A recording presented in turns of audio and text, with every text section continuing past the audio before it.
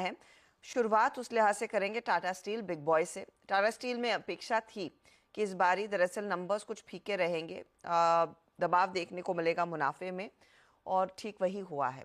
करीब 2 गुना मुनाफा घटता हुआ 554 करोड़ के आसपास का मुनाफा है। एक्सपेक्टेशन 942 करोड़ की थी, तो वहां पर एक बिग डिसअपॉइंटमेंट है। एक एक्सेप्शनल लॉस आया है करीब 594 करोड़ का, इसीलिए हमने देखा है इतना प्रेशर। लेकिन आप देखिएगा रेवेन्यू करीब 7% घटकर आया, 58,687 करोड़, 58,170 करोड़ के आसपास का अनुमान था, थोड़े से बचे हैं यहाँ पर। एबिटा में करीब 9% की गिरावट है, 6,600 करोड़ का एबिटा, 6,180 करोड़ का अनुमान था। मार्जिन्स कॉन्ट्रैक्ट नहीं हुए हैं। एक्सपेक्टेशन थी कि मार्जिन्स 10%, 10.9% के आसपास आएंगे। मार्जिन्स कंपनी ने स्टेडी रखे 11.3% पर वर्सेस 11.5%। तो ये नतीजे आज स्टॉक पर रिफ्लेक्ट होते हुए दिखाई देंगे।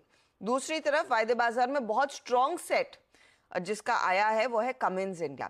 कमिंस के केस में नेट प्रॉफिट 76% बढ़कर आया, 561 करोड़, उम्मीद से कहीं बेहतर है। रेवेन्यू में 20% तक की वृद्धि देखने को मिली, 2,316 करोड़ के आसपास का, ये भी एक्सपेक्टेशन से बेहतर।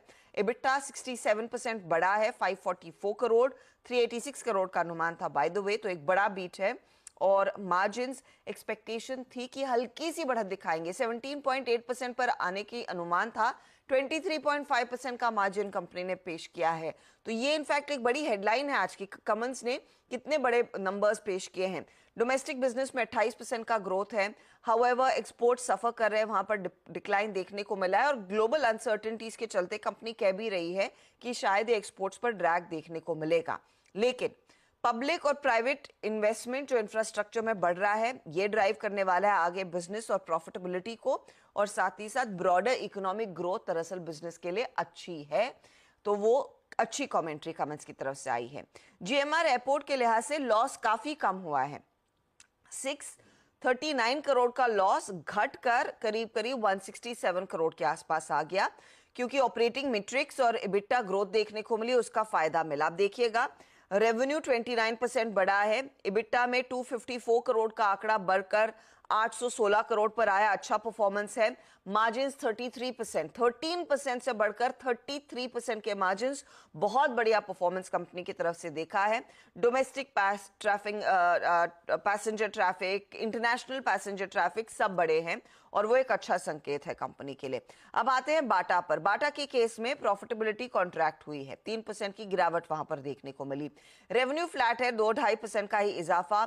एबिटा एब्सोल्युटली फ्लैट, और मार्जिन्स आप देखेंगे तो वो भी ट्रिम ही होते हुए दिखाई दिए हैं। तो एक और स्लगिश क्वार्टर बाटा के लिए, और कंपनी कह भी रही है कि डिमांड फीकी है, स्ट्रगल कर रहे हैं डिमांड को लेकर। हालांकि जो कैजुअल स्ट्रैटेजी उन्होंने अपनाई है वो काम कर रही है। स्नीकर कैटेगरी में पावर के बेसिस पर अच्छी खासी ग्रोथ देखने को मिली है। ज्यादा स्नीकर स्टूडियोज इन्होंने इस क्वार्टर में खोले, और ऑप्टिमिस्टिक है कि यहां से अब डिमांड रिवाइवल होती हुई दिखाई देगी। तो ये उम्मीद इनकी है कि FY25 में डिमांड थोड़ी सी पिकअप करेगी। अच्छा, एक और स्टॉक आपको जो रेडार पर रखना है वो है केफिन टेक। आज ब्लॉक डील होगी। जनरल अटलांटिक यहां पर 4.4% स्टेक बेचता हुआ दिखाई देगा, और 4.4 से 6.8% डिपेंडिंग ऑन डिमांड वो उतनी स्टेक बेच सकते हैं। तो लगभग फ्लो प्राइस जो है कल की क्लोजिंग से करीब 4% के डिस्काउंट पर है, 712 रुपए प्रति शेयर। इस ब्लॉक के बाद करीब 60 दिनों का लॉक इन पीरियड रहेगा। 31% स्टेक वो होल्ड करेंगे इस स्टेक सेल के बाद भी। तो ये कुछ स्टॉक्स है जो आप फोकस में रखेंगे। आगे इनफैक्ट एक लंबी लिस्ट है नतीजों की, उस पर आगे 7:30 बजे 8 बजे डिटेल में बात करेंगे।